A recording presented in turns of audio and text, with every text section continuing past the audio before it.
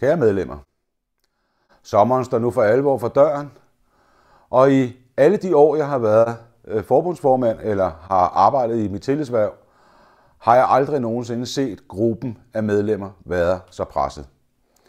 Det gælder både basismedarbejdere, værkmestre og ledere. Vi har simpelthen aldrig nogensinde oplevet så massiv en storm af opgaver, en postbesættelse, der overhovedet ikke er fulgt med opgaverne, et vold- og trusselsbillede, der på mange fængsler er mere alvorligt end nogensinde før, og et sygefravær, som man forsøger af al kraft at bekæmpe, men som bliver ved at være usigeligt højt. Det rammer ikke bare de stakkels mennesker, der er syge, det rammer sandelig også dem, der er tilbage på arbejdet, for det betyder, at alle andre må trække et ekstra læs. Det bliver vi nødt til i fællesskab at få gjort noget ved. Jeg bliver med jævne mellemrum beskyldt for at sige et, når jeg holder skåltaler eller kongrestaler, og noget andet, når jeg taler med arbejdsgiveren. Det kan jeg på det pureste afvise. De budskaber, I hører og ser, jeg skriver om, siger i pressen, siger til jer, det er nøjagtigt de samme budskaber, udtrykt på nøjagtigt samme vrede eller alvorlige måde, når jeg taler med arbejdsgiveren. Ikke bare arbejdsgiveren får de budskaber. Vi mødes også hele tiden med retsordførere og minister og siger de samme budskaber, så vi er sikre på, at de forsøger at træffe de rigtige beslutninger på et oplyst grundlag. Desværre er det jo sådan, at vi kan ikke bestemme, hvad politikerne og arbejdsgiveren skal beslutte, men i meget høj grad er overladt til at sikre, at de har de rigtige oplysninger. Ordet nok er gået meget igen i den senere tid. Både fra medlemmer, fra mine fagforeningskollegaer, fra tillidsfolk, men også i den øvrige del af staten. Og jeg er fuldkommen enig. Nu må nok være nok. Nu må vi stoppe op og kigge på, hvordan får vi opgaverne til at hænge sammen med bemandingen. Hvordan sikrer vi, at der er en retfærdig økonomi, som rent faktisk gør, at der er penge til at drive den kriminalforsorg, som fortsat er nogle af dem, der er allerbedst i verden til at få fangerne ud på den anden side, uden at være kriminelle.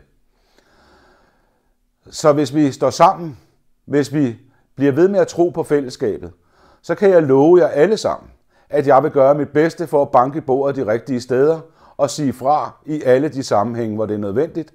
Det har jeg gjort hele tiden, og det fortsætter jeg med at gøre.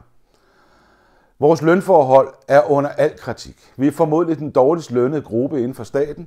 Det tager jeg i min kongrestale, og det bliver jeg ved med at gentage, både over for dem, vi forhandler overenskomst med og sammen med og imod, og vores arbejdsgiver. Desværre er der kun 2 måder at få mere i løn på.